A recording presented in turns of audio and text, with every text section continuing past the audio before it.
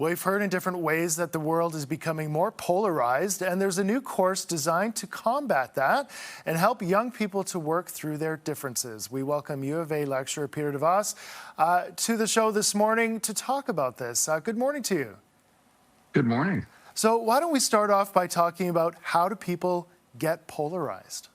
I think there's a variety of things that are leading to that these days, Cory. I think part of this is because the world itself has shifted significantly and our relationships are different these days than we might have had 30, 40 years ago. We're not connecting to people in everyday life the same way as we did before. And so I think that leads us to, so we're losing some of those spaces where we learned the art of negotiation. That's part of it, but I think what's also happened with things like social media is that we've sort of fallen into our tribes and into our echo chambers, and that's really reinforced us and them thinking. And a lot of the stuff these days seems to be playing on fear and people's emotions, which also leads to further division and conflict. And so you're seeing that all over the place in the online, and you're seeing it even on our political discussions these days, which seem to be very us and them focused. For sure. And do you think that bias comes into it?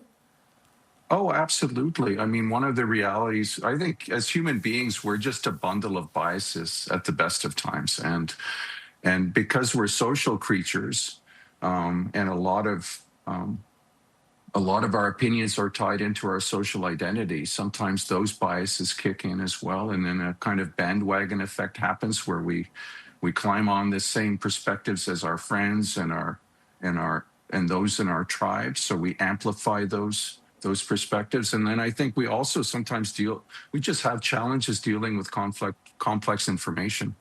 Typically, as humans, we look for evidence that confirms our opinions rather than looking for things that broadens our opinions. Quite often, we get anchored to the most dramatic information or the first information somebody shares with us. And oftentimes, our emotions also lead us astray. Okay. So when we get emotionally charged, we can really get defensive and, fight for our position. Is there a way that we can move past that, get past some of that emotion and some of the stereotypes that we place on other people? Oh, definitely. Part of what we're doing in the course is the first step is internal. We have to we have to become a bit self-aware of how we're reacting to the world. That's the first step. The world right now is, a lot of this stuff out there is, we're being emotionally manipulated by some of the stuff that's going on around us. So I think part of that is learning how we're personally responding to those provocations. The other thing, though, too, is I think the only pathway through polarization is to actually cultivate some curiosity in other people. And we have to be prepared to try to build some bridges and some common ground with people that we don't agree with.